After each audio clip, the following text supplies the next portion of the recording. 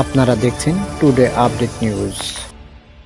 নিজের স্বামীদের হত্যা করে পুঁতে রাখতেন গ্রামের বিভিন্ন জায়গায়, এমনকি সেসব হত্যার বহু বছর পর্যন্ত রহস্য উদ্ঘাটন করতে পারেনি পুলিশ। প্রায় 50-এর বেশি পুরুষকে আর্সেনিক খাইয়ে হত্যার পেছনে যে মানুষটা সরাসরি জড়িত ছিলেন, সে নারীও মৃত্যুবরণ করতে বাধ্য হয়েছিলেন ধরা পড়ার ঠিক আগে। বলছি আজ থেকে প্রায় 100 বছরেরও বেশি সময় আগের কথা। প্রথম বিশ্বযুদ্ধের প্রেক্ষাপটে ইউরোপের হাঙ্গেরির একটি প্রত্যন্ত গ্রামে ঘটে গিয়েছিল এমনই এক চাঞ্চল্যকর ঘটনা। সেই ঘটনায় যদিও বিচারের মুখোমুখি হতে হয়েছিল অনেক নারীকে, কিন্তু নিজের স্বামীদের কেন হত্যা করে মাটিতে পুঁতে রাখতে বাধ্য হয়েছিলেন সে গ্রামের নারীরা? কি ছিল ঐতিহাসিক পটভূমি? সময়টা 1929 সালের ডিসেম্বর মাস। হাঙ্গেরির ছোট্ট শহর সলনকির স্থানীয় আদালতে একটি মামলার বিচার হয়। মামলাটি কাছের নাগিরেভ গ্রামকে ঘিরে। ওই গ্রামের কয়েক ডজন নারীর বিরুদ্ধে অভিযোগ তারা নিজ নিজ স্বামীকে ইচ্ছাকৃতভাবে বিষ খাইয়ে হত্যা করেছেন। নিউ ইয়র্ক টাইমসের একটি প্রতিবেদনে বলা হয়, পুরুষদের বিষ প্রয়োগের অভিযোগে প্রায় 50 নারী বিচারের মুখোমুখি হচ্ছেন। সংবাদ মাধ্যমটি জানায়, 1911 থেকে 1929 সালের মধ্যে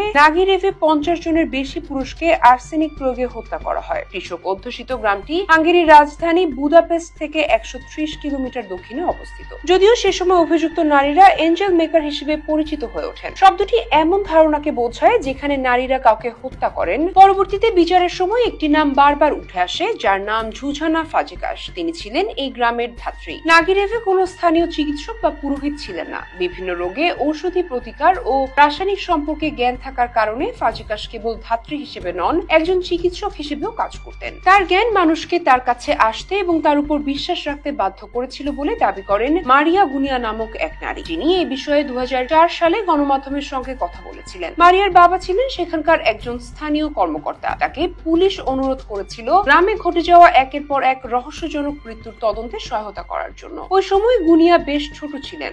জুঝানা ফাজিকাস নামের ওই ধাত্রী গ্রামের সড়কের পাশে একটি সাধারণ একতলা বাড়িতে থাকতেন। মারিয়া জানান, গ্রামের নারীরা প্রায়ই তাদের সমস্যা নিয়ে ফাজিকাসের কাছে যেতেন। স্মৃতিহাত্রী মারিয়া জানিয়েছেন, ঘরের ভেতরে ঘটে যাওয়া অনেক কিছুই শুনেছেন তিনি। পুরুষেরা নারীদের মারধর করছেন, ধর্ষণ করছেন, তাদের অনেকেই অবিশ্বস্ত, অনেক নির্যাতন, এমন আরো নানা কিছু। মারিয়া বলেন, যখন নারীরা তাদের মাতাল বা হিংস্র স্বামীদের সম্পর্কে অভিযোগ করতেন, তখন ফাজিকাস তাদের বলতেন, যদি তাদের সঙ্গে থাকতে সমস্যা হয় তাহলে আমার কাছে একটি সহজ সমাধান আছে। আর সেই সমাধান ছিল আর্সেনিক, যা ওই ধাত্রী ঘরোয়া ভাবে তৈরি করেছিলেন। পরবর্তী সময় যুক্তরাজ্যের সংবাদপত্র দ্য টাইমসের একটি প্রতিবেদনের তথ্য অনুসারে ফাজিকাসের বাড়ির বাগানে পুঁতে রাখা বিশেষ শিশিও পাওয়া গিয়েছিল।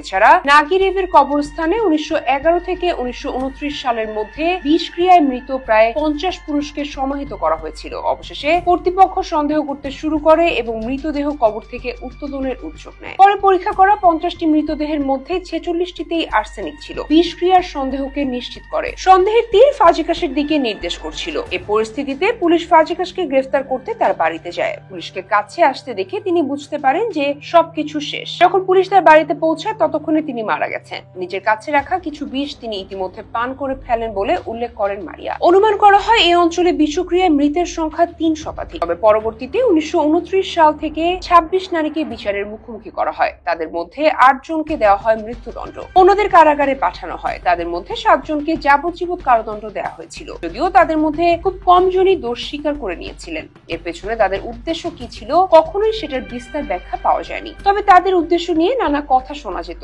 দারিদ্র, লোভ আর একঘেয়েমি ছিল এসবের মধ্যে কয়েকটি কারণ। কয়েকটি প্রতিবেদনে দাবি করা হয়েছে, গ্রামের পুরুষেরা যখন প্রথম বিশ্বযুদ্ধের সম্মুখ সমরে অংশ নিতে যান, তখন রুশ যুদ্ধবন্দীদের সঙ্গে প্রেমের সম্পর্কে জড়িয়ে পড়েন ওই গ্রামের নারীরা। স্থানীয় পুরুষদের অনুপস্থিতিতে গ্রামটির খামারগুলোয় কাজ করতে জোরপূর্বক পাঠানো হয়েছিল রুশ যুববন্দীদের। পরবর্তীতে বিশ্বযুদ্ধ শেষে এসব নারীদের স্বামীরা ফিরে আসার পর গ্রামের নারীরা হঠাৎ তাদের স্বাধীনতা হারান এবং ক্ষুব্ধ হয়ে ওঠেন। এই পরিস্থিতিতে নারীরা অনেকটা বাধ্য হয়ে কঠোর সিদ্ধান্ত নেন, যা তাদের স্বামীকে হত্যা করতে পর্যন্ত বাধ্য করে।